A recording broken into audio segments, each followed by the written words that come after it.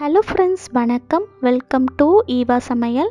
இன்றைக்கி நம்ம சேனலில் உருளைக்கிழங்குல ஒரு டேஸ்டியான கிறிஸ்பியான ஈவினிங் ஸ்நாக் ரெசிபி தான் பார்க்க போகிறோம். Spring potato roll. இது ரொம்ப ஈஸியாக செய்யலாம். வாங்க ஃப்ரெண்ட்ஸ், எப்படி செய்கிறதுன்னு பார்க்கலாம்.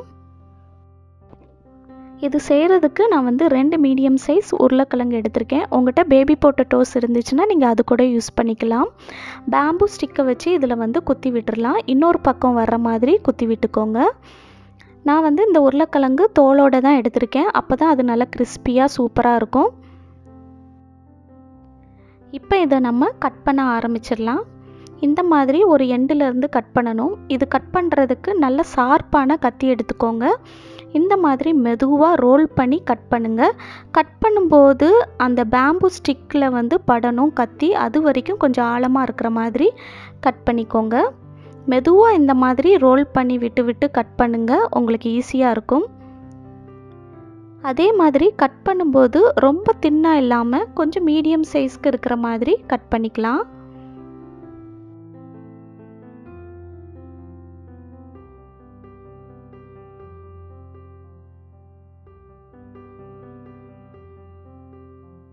ஸோ அவ்வளோதான் ஃப்ரெண்ட்ஸ், நம்ம கட் பண்ணியாச்சு. இதே மாதிரி உங்களுக்கு எத்தனை உருளைக்கிழங்கு வேணுமோ நீங்கள் ரெடி பண்ணி எடுத்துக்கோங்க.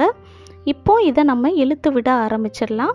இழுத்து விடும்போது மெதுவாக நீங்கள் இந்த கேப்பில் கையை விட்டு இழுத்து விடுங்க.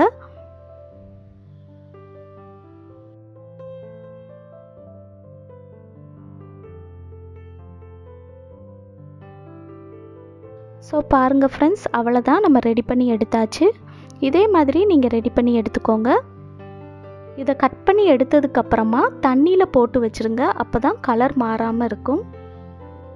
இப்போது இந்த ஸ்ப்ரிங் பொட்டேட்டோவை நம்ம கோட் பண்ணுறதுக்கு மாவு ரெடி பண்ணிடலாம். அதுக்கு ஒரு பவுலில் 1.5 டேபிள் ஸ்பூன் அளவுக்கு மைதா மாவு, இது கூடவே 1.5 டேபிள் ஸ்பூன் அளவுக்கு சோள மாவு,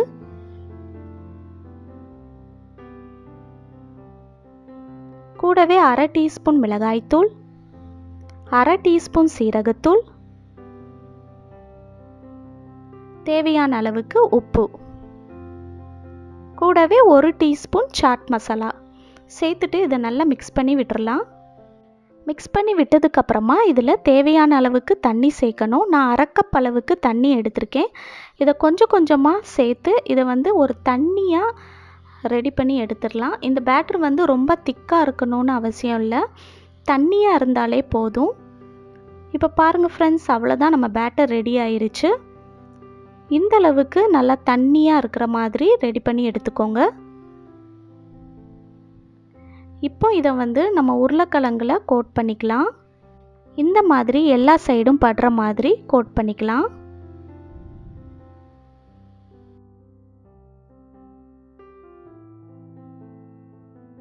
இப்போ இதை நம்ம ஃப்ரை பண்ணி எடுத்துடலாம். அதுக்கு ஒரு கடாயில் தேவையான அளவுக்கு எண்ணெய் சேர்த்துட்டு எண்ணெய் மிதமான தீயில் சூடு பண்ணிக்கோங்க.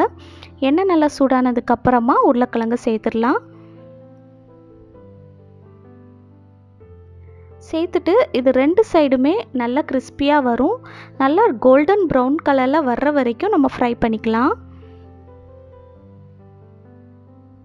ஃபஸ்ட்டு ஒரு சைடு நல்லா ஃப்ரை ஆனதுக்கப்புறமா இதை திருப்பி போட்டுடலாம். திருப்பி போட்டு ஃப்ரை பண்ணிக்கலாம்.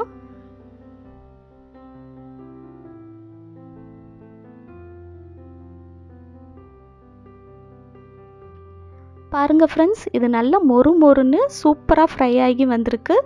இப்போ இதை வெளியே எடுத்து ஒரு பிளேட்டில் மாற்றி வச்சிடலாம். இந்த ஸ்ப்ரிங் பொட்டேட்டோ பார்த்திங்கன்னா சுத்தமாக ஆயில் குடிக்கவே இல்லை, ரொம்பவே சூப்பராக மொறுன்னு இருந்துச்சு.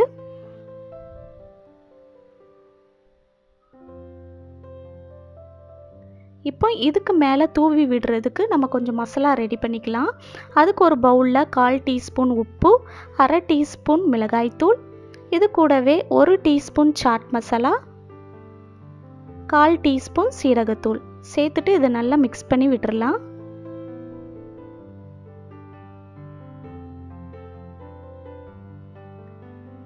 இப்போ நம்ம ரெடி பண்ணி எடுத்த மசாலாவை நம்ம ஃப்ரை பண்ணி எடுத்த உருளைக்கிழங்குக்கு மேலே தூவி விட்டுறலாம். இந்த மாதிரி தூவி விட்டுட்டு சர்வ் பண்ணிடலாம். அவ்வளோதான் ஃப்ரெண்ட்ஸ், நம்ம சூப்பரான டேஸ்டியான மொறு ஸ்ப்ரிங் பொட்டேட்டோ ரோல் ரெடி ஆயிருச்சு. இதுக்கு சைட் டிஷ்ஷாக நீங்கள் வந்து மயோனைஸ் அல்லது சில்லி சாஸோடு சர்வ் பண்ணுங்கள். ரொம்பவே டேஸ்ட்டாக இருக்கும். குட்டீஸ் மட்டும் இல்லாமல் பெரியவங்களும் விரும்பி சாப்பிடுவாங்க. செஞ்சு பார்த்துட்டு உங்கள் ஃபீட்பேக் கொடுங்க. இந்த வீடியோ உங்களுக்கு பிடிச்சிருந்துச்சுன்னா லைக் பண்ணுங்கள். உங்கள் ஃப்ரெண்ட்ஸ் அண்ட் ஃபேமிலி மெம்பர்ஸ் கூட ஷேர் பண்ணுங்கள். நம்ம சேனலை சப்ஸ்கிரைப் பண்ணலைன்னா சப்ஸ்கிரைப் பண்ணிக்கோங்க. தேங்க்யூ.